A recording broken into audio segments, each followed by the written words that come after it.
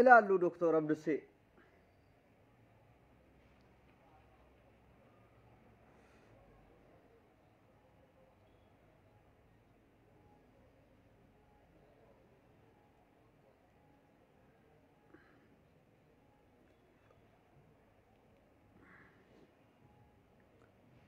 السلام عليكم ورحمة الله وبركاته. سيناتي شير ولي فقدا هندي كيسانو فاجاسا فيديو كان شيري قفا سنرا بربان نيچودا نما بايه سينسسا ارغا جبدو توكو امه اورومو مسكينه كناف دبرسو بربانا كيساتو امه ركوتما فيسبوك كانرا ارغا توكو قبو دكتور عبدالسين ورا اكا بشان غبتيرا اسي فچ فيغنو كناف دكتور عبدالسين ارغا رساسه چالتو دبرسا امس اوب ابتايه دندادا غدو كنا وان إسان التجران الرتي دكتور عبد السين أكا نما تقوتي الجنوم متان إساني مالي وادا نورا دبنا جتودا شيري قفص نرا بربادنا نمني هنسين نمالي نما سيسيسا oh my god إلالو دكتور عبد السين نما سيسيسا وعليكم السلام ورحمة الله وبركاته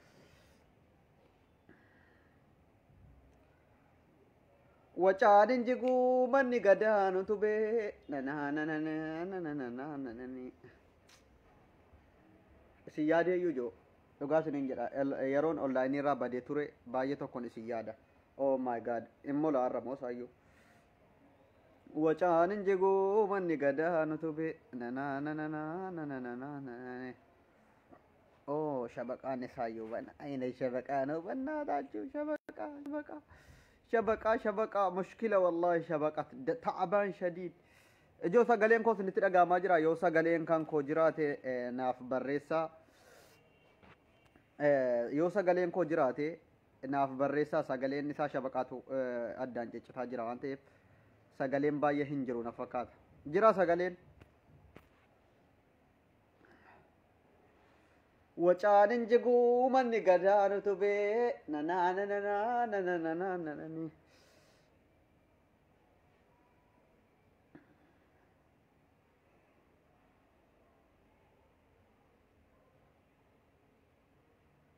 وچانن جگو من گدان تو به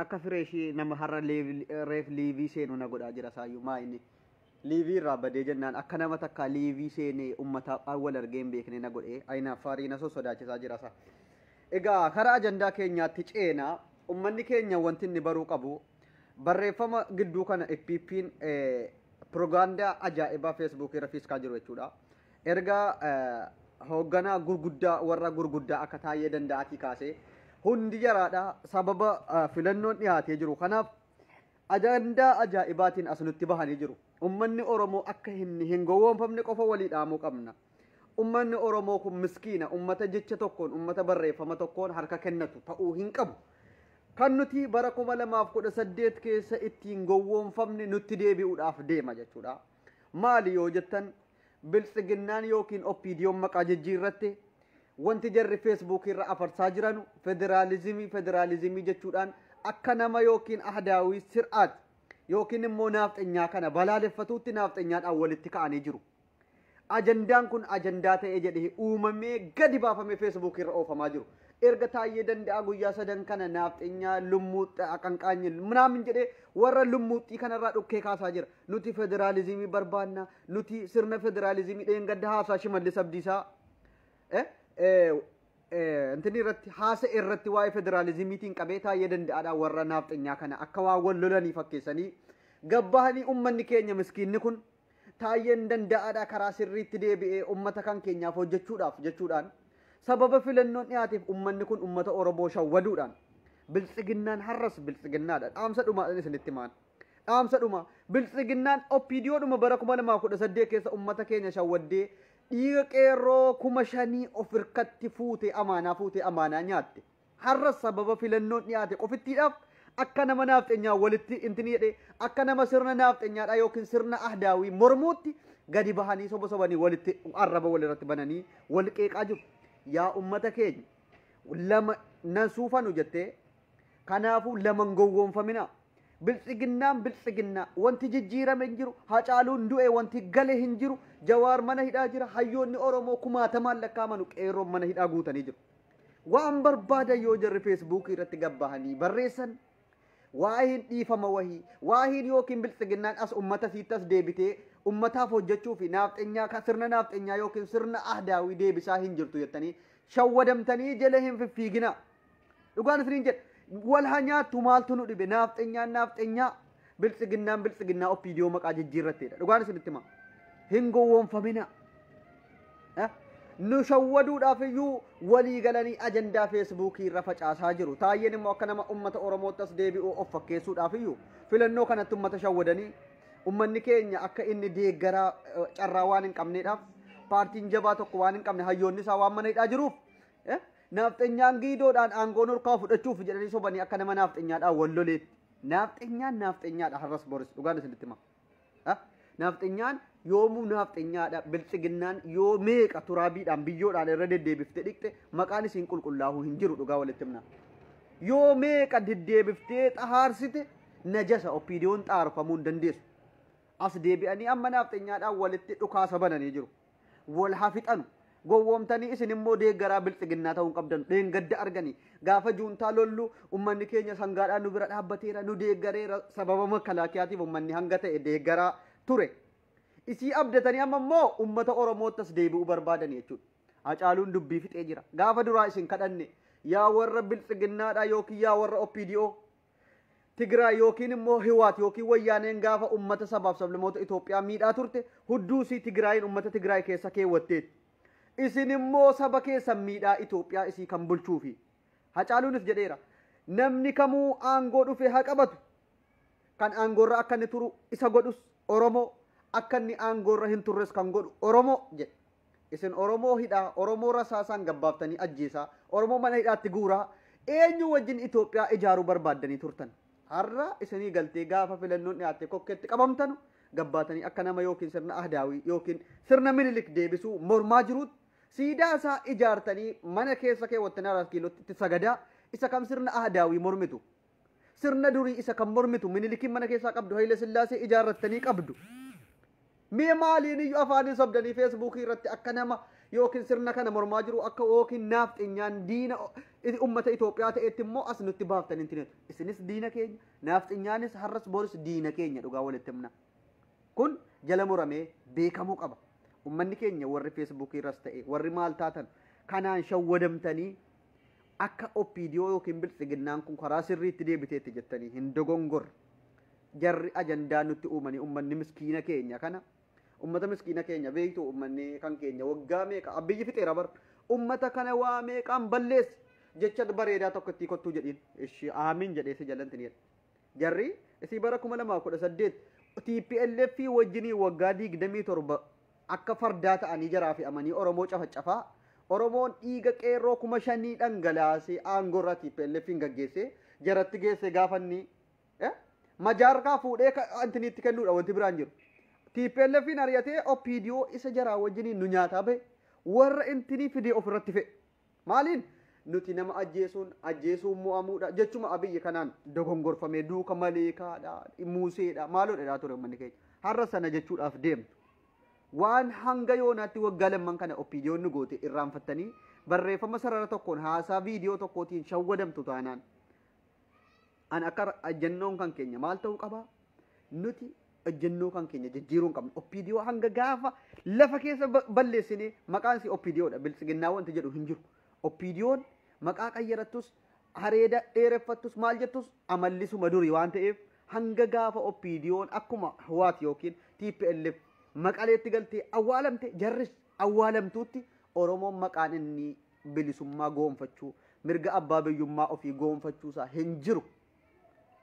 Haasaa dhiisiiti haasaa biltsiginnaa dhaga'uu dhiisiiti hidhannoo kan kee jabbeessi woboon ganda hundattuuyyuu of jabeessee jira woboo bira dhaabbadhu hidhannootu furmaata dhugaan jirtu kan hidhadhuutii of kabachiisi naafxenyaa wanti siin daratii naffaatee hamma yoonaatti lola dheengadda Tigraay irratti gaggeeffame irratti kan galateeffatamaa jiru Amaaraa milishaa naannoo Amaaraatii fi intini ummata Amaaraa qofittiitu galateeffatamaa jira Oromoon akka waaqee achitti TPLF wajjin illeetti ilaalamaa jira. Maaliif ummanni kun tuffatamaadha hidhateen qabu waan ta'eedhaaf jarri waa hundaanuyyuu of gahanii jiru hidhatanii jiru. Yoo hidhatte of kabachiista qawweedhaan ala maqaan ati hin jiru woboo bira dhaabbadhu waan qabduun. Mallaqa gadda OMN jettanii guurtan sana akkuma sanas immoo akka OMN maa guurame miti. Akkuma OMN'if goofandimiin baname birriin hage sun guurame woboodhaafis akkuma sanatti banaatii guuraa birriin haga sana yoo gizee tokko woboodhaaf walitti qabame yoo xiqqaate baay'ee hidhachiisuu danda'a jechuudha. Ummanni Oromoo hidhatu malee maqaan inni rasaasaan awwala hidhataniitiyyuu rasaasaan intiniidhaan nu bulchaa turani. Waraanaan cabne waan ta'eef nutis lolleetiyyuu bilisoomna malee maqaa yeroo kana teenyee nagaadhaan afaanii waliin mari'annaa tokko hin jiru Oromoon. Of hin gowwoomsin jecha barreeffama tokkoon hin dogongorin. Dhugaa walitti mooyyaa. Bilxiginnaaf taate OPDOs taate yoo ati meeqa biyyoodhaan miicite xaaramuu hin dandeessu. Taayyee keenya ummata keenya shawwaduudhaaf hin cinqamin. Isin lammanuu obboleewwani dhugaa walitti himna. Dhugaa walitti himuun barbaachisaadha bara. Taayyee danda'aadhaa jidduu kana akka nama yookiin warra antiniitiin itti warri ergasii taayyee keenya jabaadhu tikikkilne angaafa duraa himeera bara. Wanti naaftanya yookiin immoo Amaaraan yeroo kana Abiyyiinis ta'ee paartii kana jala deemtee goota koo Itoophiyaa yoon inji yetimiti yuulad Itoophiyaa inji jettee balaa buusaa turteef sababanni Oromoo miidheef malee jaallatteeti miti. Gaafa duraa Abiyyi ICC Abiyyi Gadaayinoo Abiyyi Shabbaariinoo jedhanii kan hiriira itti baa turan Israa'el eessa keessatti ummatuma Amaaraa har'a akka nama yookiin Abiyyiin jaallatee nugusaachiin jedhanii Abiyyiin faarsaaranu waa biraa hin se'inaa faayidaa wahii argatan wahii hin se'inaa.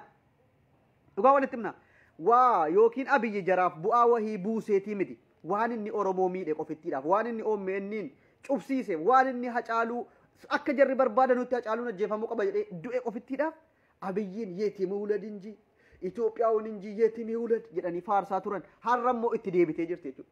Dhaqaatii koomentii taayyee jalatti ilaalaa waan jarri jedhaanii jiru.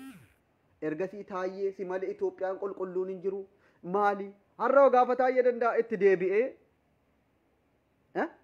oh my god oh my god oh my god gudii dabar sheerii godhaa waliif daddabarsaa ergaan kun ergaa jabaadha ummata baay'ee dogongoraaraan argaa jira dheengadda ummanni of hin beekne akka bishaan gabateerraa gaafa juuntaadhaan qabee sobo sobee ajandaa barbaaddatee akkamittiin balatsagaa akkamittiin achi deebi'a jedhee cinqama har Abiyyiin keenya juuntaa nuuf cabse maaloo nuuf cabse jedhee ittiin achi dacheera baay'een gowwoonni warri ejjennoo hin qabne warri waa hii qabsoon beekne ittiin achi deebi'aatiif achiinuma feegaa jiraatan akka nama yookiin TPLF mo'amuun Oromoodhaa bu'aa buusu wayii yookiin TPLF injifatame dhiise Oromoon TPLFin erga injifatee waggaa 4 darbee jira. Erga injifatee maqaleetti galchee wanti sirreeffa du'e tortore irratti dhidhiittataa caffaraa akka waan Abiyyi yookiin TPLFin cabsee wayiitti ilaaltan hin jiru. Kan TPLFin cabsee maqaleetti galchee abbaa qeerroo Jawaar Mahammadiif qeerroo dhiiga isaaniitiif lafee isaanii itti caban sana. Wanti sin ajandaa godhatanii goota wahii gochuudhaaf Abiyyi juuntaa nuuf antini godhee nuuf cabse nuuf barbadeesse jettanii goota gochuu barbaadan hin jiru. OPDO'n abbaa filma jarri wal beeku sobaniitii yuntineedhaa jiru.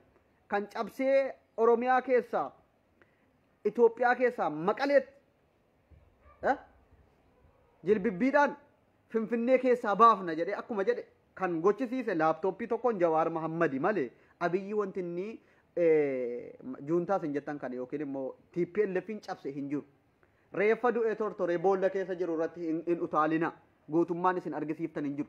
Warri ajandaa kana godhattanii dhugaan isinitti hima.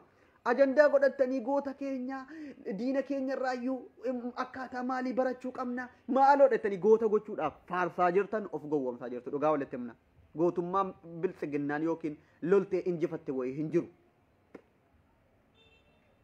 Lola biyya meeqaa itti kadhatanii ji'a meeqa kan na dhibu gootummaan jara siyaasii wajjiniin ta'uudhaan biyya meeqarraa waraana kadhachuudhaan killilii tokkitti ji'a meeqa hamma yoonaayyuu wanti jarri tasgabbeessan hin jiru maqalee seenuudhaaf biyya meeqatti kadhatanii maqalee seenan wanti seeratti dhiyaate hin jiru garuu injifanneera juuntaa injifannee maaloodha ni ganda keessa fiiganii leellifatu ummata keenya propagaandaa yookiin holola jarri Facebook irra afuuftu kanaan tokko hin shawwadamina soba waan tokko wanti jijjiirame tokko hin jiru Oromoon mana hidhaa jira ajjeefamaa jira hanga yoonaatti gumaan hacaaluu abbaan hacaaluu ajjeese seeratti hin dhiyaanne Jawaar Mahaammadiif hayyootni jajjaboon Oromoodhaaf ija ta'an mana hidhaa keessatti dararamaa jiru. Otuu dhuguma quuqama Oromummaa qabaatanii Jawaar Mahaammad maali badiinsa?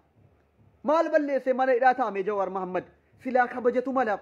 Erga immoo juuntaa cabsuun kabaja ta'e maaliif Jawaariin mana hidhaa keessa teessarree erga juuntaa cabsitanii kan juuntaan akka cabduuf halkanii guyyaa hirriba dhabee juuntaa isin ergasii akka harreetti isin fe'attee isin tiniidhaa jirtu gabrummaa juuntaa jalaa isin baase Jawaariyoo kabajatu malaaf malee Jawaar mana hidhaa keessa taa'uun hin maluuf yeroo kanatti.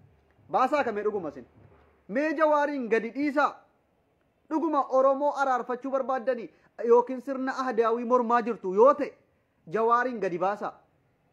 Yoommoo badii qabaate badiin isaa kana jedha sababa siyaasa isaa sodaattanuuf sababa Jawaar isin caaluuf sababa Jawaar quuqama Oromummaatiin Oromoo irratti waahii qoosaa hin beekne qofaaf ummanni Oromoo nu caala Jawaariin jaallata jedhu qofittiidhaaf hiitanii jirtu malee Jawaar badii tokko sin hojjenne Jawaar wanti inni lola wahii kaasee akka biyyattiin yeeqamtuuf godhe hin jiru erga Jawaar hidhamee ittuu biyyi nagaa dhabdee lolli kun hariin gaggeeffame qabeenyi kun hariin barbadaa'e malee Jawaar Mahaammad erga hidhamee nagaa arganne maaloo ittuuyyuu biyyattiin nagaa dhabuuf deemti. Biyyattiin Itoophiyaa akka hin diigamne yoo barbaadan Jawaarii qofitti mana hidhaa keessaa baasuudha dhugaa isinitti himna. Jawaariin mana hidhaa keessanii qulfii nageenya Itoophiyaadha nagaa barbaanna jettanii cinqamtu jechuun manaama dhugaa walitti himna. Baasi Oromoo hidhaatti intinidha Oromoon si duuka hiriiree filannoo dhufuufis ta'ee maaliifuyyuu yoo naaftanyaan muka hudduutti isin nayxe Oromoon isin faana dhaabbachuudhaaf hamilee tokko qabu hin jiru. Oromoon gubatee jira. Rasaasaan sodaachiftanii intinidhaatu malee Oromoon guyyaa tokkotti gadi ba'ee isin fonqolcha utuu isin waraanaan bakka hundarratti intini jechuu dhiiftanii isin jibbee isin funyaan qabatee jira. Dirqiidhaan rasaasaan biyya bulchina jettanii immoo hin cinqamina. Dhugaa walitti himna. Biyya humnaan bulchuun hin danda'amu yaa warra biltsiginnaadha. Hayyoota keenya hiikaatii nagaadhaan ummanni waan barbaade haa filatu. Abbaan isaaf ta'u ummatatu beeka. Jawaar nu caala ummanni akka jiruun Jawaariin nurratti jaallata. Jawaariin dhiisee nuun filatu jettanii Jawaariin mana hidhaa kaa'uun biyyattii tasgabbeessuu miti biyyattii diiguudha malee. Biyya daaraa gochuudha yoo ta'e malee ummanni nama isaaf ta'u ni beeka. Sodaa inni biyya intini naannoo xiqqoo keessa deemee ummanni akka jiruun akka galaanaatti gadi isa yaa'e isa simate qofaaf abdiin isinirraa bishaan dhugde jechuudha.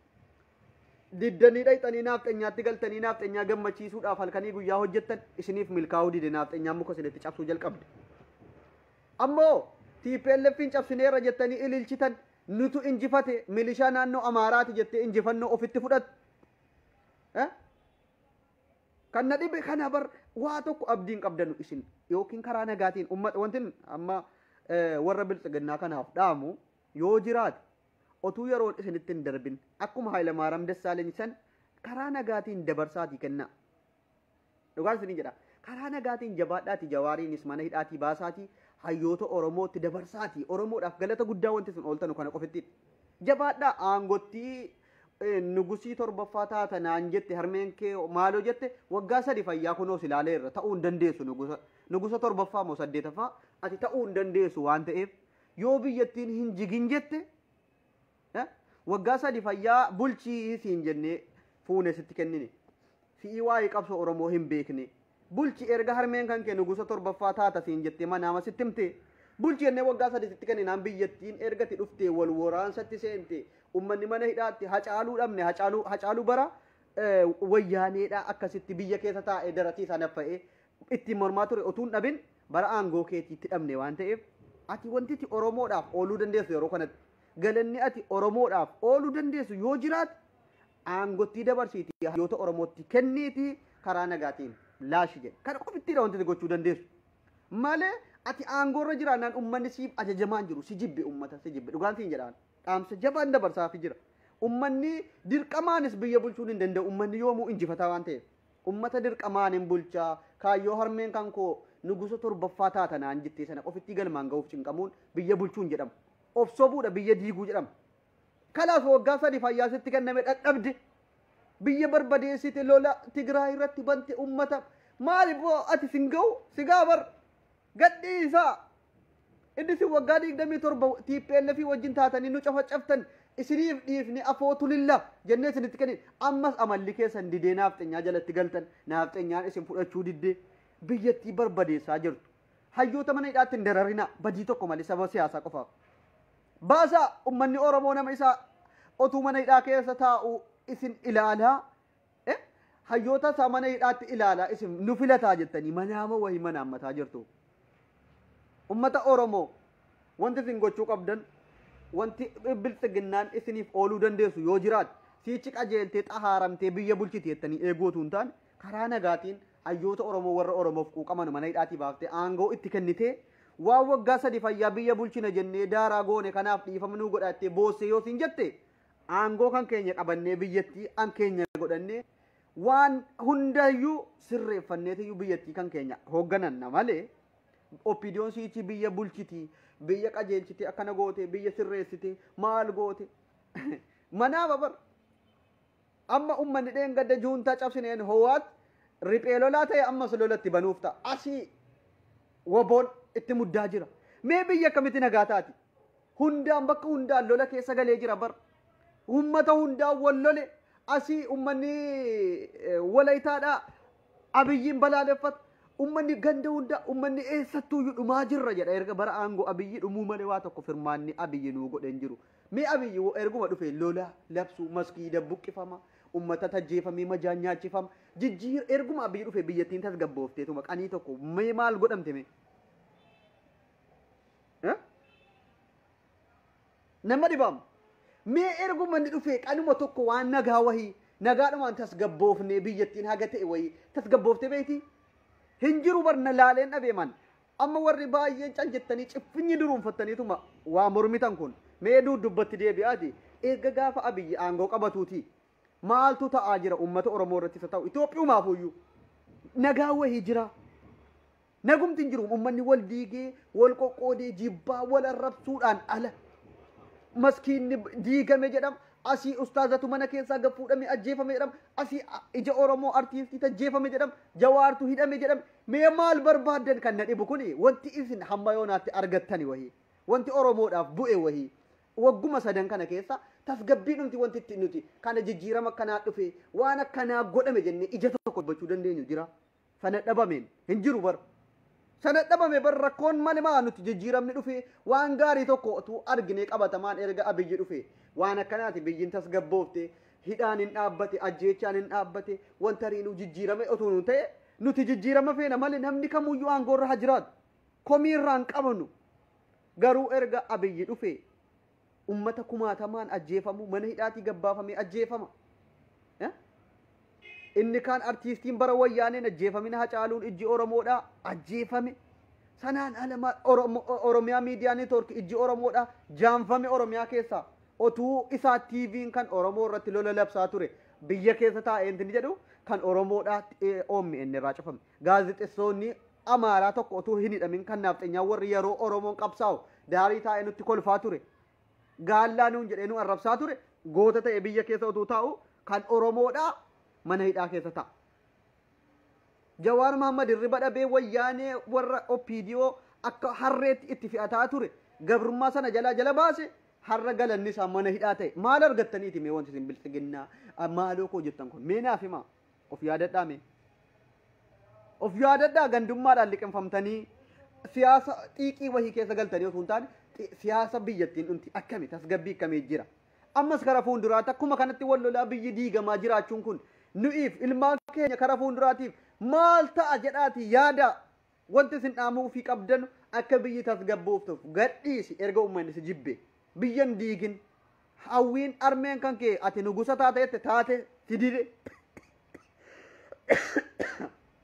itti fayyadamuu wallaale biyyi keenya kun yeroo aangoo qabatu sana akkuma sanaan dhaqee siidaa minilik ijaaruu dhiise naafteenyaa jalatti hudduusaa galfachuu dhiise ummatuma Oromoo halkanii guyyaa isaaf jecha gaafa intini irratti boombiin itti darbamu kan boombii isarraa qabee ofii du'e Oromoo ta'ee otu jiru addabaabaayii masqalaa sanatti gaafa boombiin itti darbamu abiyyiif jecha boombii harkatti qabee boombiin isatti dhoohee kan ajjeese Oromoo ta'ee otuu jiru bakka hundatti gaafa jarri naafteenyaan abiyyi ICC abiyyi gadaayino abiyyi maaloo jettee abiyyi zakiilar abiyyi maal jettu Oromoon hiriira bahee fi shifaana jirra kan jedhe san otuu akkasitti Oromoo muufachiisuu dhiise Oromoodhaan walii galee jedhee waggaa 1000 kaayyoo harmeen isaa itti himte galmaan gaatee ture. Of hirkatti balleesse. Dhaqee otuu namni dirqisiisin Minilikiin lafaa kaaseetuma qucci godhee ijaare. Haile Sillaasee hayyoota keenya fannisaa ture. Otuu beeku, otuu seenaa Oromoo beekee maaltu Minilikiin dirqisiisee ijaarsise. Haile Sillaasee ijaare Oromoon qirri jedhe sanaan dhiise. Otuu sanaan jiru Jawaar irratti yaalii ajjeechaan raawwatame. Ummanni Oromoo gayyaa'ee akkamitti Jawaariin nama galata keenya ajjeesuu yaaliin irratti godhamaadha. Hiriira bahe nama 80 wayii fixan. Otuu sanaan jirru Oromoo gabbaasanii mana keessaa biiroo keessaa fuudhanii ajjeesanii majaa nyaachisuun dhufe. Badiin Oromoo maaliree wanti Oromoo mormuudhaan ala falmachuun ala maal gochuu qaba? Otuu ajjeefamu callisee taa'uu qaba. Taa'uun qabu falmachuun dirqama isaa taanaan falmate. Gaafa duraa namni dirqisiifnaan abiyyiin hin jaallanne ummanni Rasuula salaam nabiyyii keenya jedhee abiyyiif hin faarsin hin jiru. Hundinuuyyuu yeroo inni waan gaarii hojjetu sana ummanni dirqamee jaallata waan gaarii irratti. Erga ni jallatee dhaqee naafteenyaatti galee Minilikiin ijaaree Haile Sillaasee lafaa ol kaasee waa hundaanuyyuu sabboonummaan Oromoodhaa Oromoo gandatti galchee gadi xiqqeessee arrabsuu jammaree Oromoon shakkii keessa gale. Kaayyoon harmeen kan keessatti himte kan galma ga'uu danda'u otuu Oromoodhaan walii galtee jiraatte yeroo sanatti. Oromoo hidhuu dhiiftee ajjeesuu dhiiftee gaafii Oromoo waggaa baay'eef gaafataa ture otuu deebistee abiyyi keenya har'a ati ammallee abichuu keenya siin jedhaa turre silaa nuti. Bar nuti rakkoo akka dhuunfaatti si jibbinu hin qabnu bar. Akka namummaa keetiitti jibbaa sirraa hin qabnu bar. Otuu akka gaafa duraa sanatti ummanni Oromoo siif bahee siif maal jedhee bakka hundatti dhiira sii bahee gammachuudhaan of wallaalaa ture sanatti jiraatte waggaa 10 bulchiteet. Namni jibbaa sirraa qabu hin jiru.